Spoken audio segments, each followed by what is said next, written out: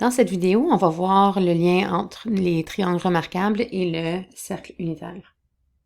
On se souvient que dans la vidéo précédente, on a vu d'où venaient ces deux triangles remarquables. Donc, on doit juste se souvenir de notre triangle isocèle et de notre triangle équilatéral coupé en deux avec ses valeurs de 1. Ensuite, le reste, on peut figurer. Si jamais on oublie ces unités-là, on peut juste les redériver, le racine carrée de 3 sur 2 et le racine carrée de 2 sur 2 à partir du théorème de Pythagore. Donc, si je mets ces triangles dans un plan cartésien, commençant par le triangle 30-60, donc 30 degrés, 60 degrés, ou pi sur 6, pi sur 3, si on parle en radian, si je voulais trouver la cosinus, par exemple, de l'angle, appelons cet angle l'angle alpha. Alors, on réaliserait rapidement que le cosinus, comme on a vu, dans cet exemple-ci, l'angle alpha serait le pi sur 6, qui est le plus petit angle de ce triangle-là. Donc, si je cherchais cos, c'est le côté adjacent. On voit bien que c'est la longueur de ce côté-là, qui est notre valeur de x. Si je plaçais un point au bout de mon triangle dans le plan cartésien, ce serait ici la coordonnée pour x. Et puis, on voit bien ici que la hauteur de ce point, ici, serait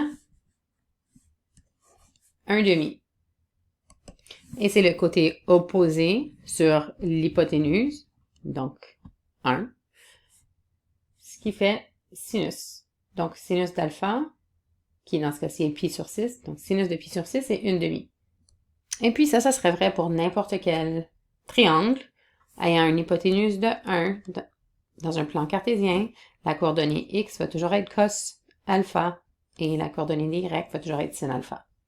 Si on place plusieurs de ces triangles dans le plan cartésien, on verrait que ça forme un cercle une fois qu'on connecte tous les points de tous les triangles. Alors, si on s'arrête ici pour cet angle alpha, cos alpha serait égal à la longueur de cette flèche bleue ici, parce que c'est le côté adjacent. Donc, par exemple, cos de 39 degrés, ça va être égal à 0,777. Donc, c'est la longueur qu'on peut voir. Ici, c'est 1. Donc, ici, on est à 0,777. Donc, ça, c'est vrai pour tous les triangles, rectangles ayant une hypoténuse de 1 qu'on place dans un plan cartésien. Nos triangles remarquables, ce qui nous donne, c'est ces points spéciaux ici. Donc, 30 degrés, ou si je veux, pi sur 6 radians, pi sur 4 radians, pi sur 3 radians. Donc, on peut voir la longueur de cette flèche bleue, c'est cos de notre triangle. Si on regardait sin, opposé, ce serait la hauteur de la flèche verte ici. Donc, dans ce cas-ci, cos de pi sur 3 va être égal à 1/2. Sin de pi sur 3 va être égal à racine carrée de 3 sur 2. Quand on passe du premier cadran au deuxième cadran, la seule chose qui change, vous allez remarquer, c'est ici, on peut voir que nos coordonnées des x sont négatifs. Alors, on va dire que sin, c'est-à-dire cos de l'angle alpha. Alpha, c'est toujours l'angle à partir de l'axe des x positifs. Donc, dans ce cas-ci, ce sera un angle de 2 pi sur 3, 2 tiers de toute ma valeur de pi, qui est un angle plat. Ça va me donner pour cos moins 1/2. OK, donc ma valeur de x, on voit ici, la coordonnée de ce point-là serait négatif. Donc, faut pas oublier que la seule chose qui va changer dans chaque cadran, c'est les signes. OK, dans le premier cadran, tout est positif. Dans le deuxième cadran, cos est négatif. Troisième cadran, les deux sont négatifs. Donc, c'est logique en regardant. Ici, dans ce cadran-ci, mes valeurs de x sont négatives, mes valeurs de y aussi sont négatives. Et dans ce cadran-ci, on a juste la valeur de y qui est négative. Donc, y, ça va être notre valeur de sin, le côté opposé de notre angle dans le triangle.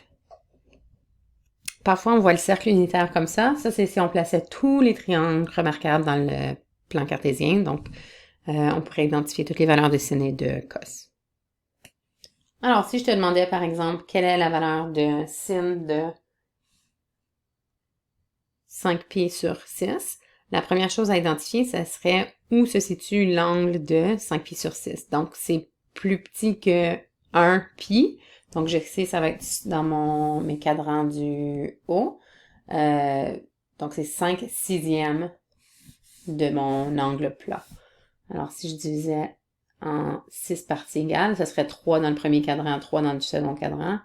Donc, on y va à peu près là, mais ça serait environ ici, là, 1/3 de ce cadran-là. Donc, 5 pi sur 6. Ensuite, je figurerais l'angle à l'intérieur de ce triangle ici, qui est ce qui me reste. OK, donc il me reste 1 sixième de pi de ce côté-ci. Puis, je figure quel triangle je vais utiliser. Alors, mes triangles ne sont pas à l'échelle, là, mais c'est sous-entendu que l'hypoténuse, c'est toujours 1 ici. Donc ici, sin de 5 pi sur 6. Sin, c'est le côté opposé. Donc, ce serait mon 1/2 ici. Qui était la coordonnée y de mon point, si je le place sur le bout du triangle. C'est le même concept pour cosinus, sauf qu'ici, il faut faire attention, puisque c'est une coordonnée de x négative, le cosinus va être négatif. Et puis, ça va être la longueur de mon côté rouge ici. Si on cherchait cos de 3 pi sur 2, par exemple, ici, tu pourrais mettre pause sur la vidéo, puis essayer de le figurer par toi-même, sans l'aide de ta calculatrice. Donc, je vous recommande de l'essayer et ensuite de vérifier. Donc, vous pouvez faire une pause. Et maintenant, la solution. Donc, premièrement, il faut repérer où se situe 3 pi sur 2. Donc, on sait que pi sur 2, c'est la moitié de pi, donc c'est notre 90 degrés. Pi sur 2. Donc, j'ai 1, 2, 3 pi sur 2. On est rendu ici. Donc, si mon angle est sur un des axes, soit celui-ci, celui-là, celui-là ou celui-là, ce seraient les endroits où quand on avait tracé le cercle unitaire, c'est là où est-ce que ça touchait l'axe des x ou l'axe des y. Donc, pour 3 pi sur 2, on se situe ici, et cos, c'est toujours notre valeur de x, donc dans ce cas-ci, ce sera 0. De façon semblable, sin de 3 pi sur 2 serait égal à moins 1.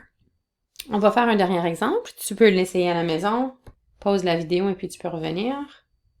Et maintenant, la solution. La première chose à faire, c'est de figurer c'est où notre angle.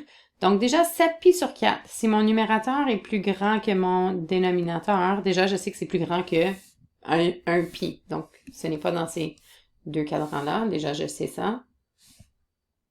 Donc, c'est plus facile si on met notre fraction en nombre fractionnaire. Donc, 7 pi sur 4, c'est la même chose que 1 et 3 quarts fois pi. Donc, 7 quarts, c'est la même chose que 1 et 3 quarts. 4 fois dans 7, une fois, il me reste 3. Et ensuite, on peut donc réécrire 1 et 3 quarts, c'est 1 et 3 quarts, n'est-ce pas? En n'oubliant pas que c'est pi. Donc, c'est pi plus 3 quarts de pi. Alors, normalement, tu pourrais faire ça dans ta tête ou juste sauter au moins l'étape du milieu pour pouvoir repérer où se situe notre angle. Je vais le faire en vert ici puisqu'on a réservé bleu pour la base de notre triangle. Donc, pi, on sait que c'est notre angle plat, plus un autre 3 quarts de pi. Donc, si je divise ce qui reste en 4 parties égales, 1, 2, 3, et puis je suis rendue ici. 7 pi sur 4, donc ça c'est notre triangle de 45 degrés qui va rentrer là-dedans, ou ce triangle de pi sur 4 si on préfère en radian.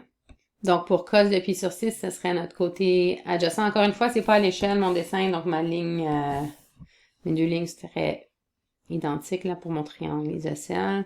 Mais la valeur de cos serait le côté adjacent, donc celui-ci. Donc c'est facile pour ce triangle, parce que tu ne peux pas vraiment te tromper, il faut juste faire attention aux signes. Alors, ma valeur de y dans ce cadran-ci est négative. Donc, mon x positif, mon y négatif. Cos, c'est la valeur de x, donc cette valeur serait égale à racine carrée de 2 sur 2, puis ce serait celui-ci pour sin. Si on cherchait tan de 7 pi sur 4, on se souvient bien que c'est le rapport de sin et cos. Donc, dans ce cas-ci, ça nous donnerait moins 1. Alors, pour n'importe quel de ces angles remarquables, tu devrais être capable de déterminer sin, cos ou tan sans l'aide de la calculatrice. Puis ça peut continuer, puis continuer, continuer de moins l'infini à l'infini. Si j'ai un angle négatif, c'est que je m'en vais dans le sens anti-horaire. Donc, par exemple, ici, j'aurais moins pi sur 4. Et puis, on peut aller dans le sens anti-horaire. Donc, on peut se rendre de moins l'infini à l'infini avec notre angle θ. Et puis, une fois dans un de mes cours, j'ai une élève, là, j'essaie de vous hypnotiser. Oups, j'ai une élève qui l'avait fait tellement longtemps qu'elle a découvert ceci dans l'application. Donc, pratiquez-vous avec vos triangles sans calculatrice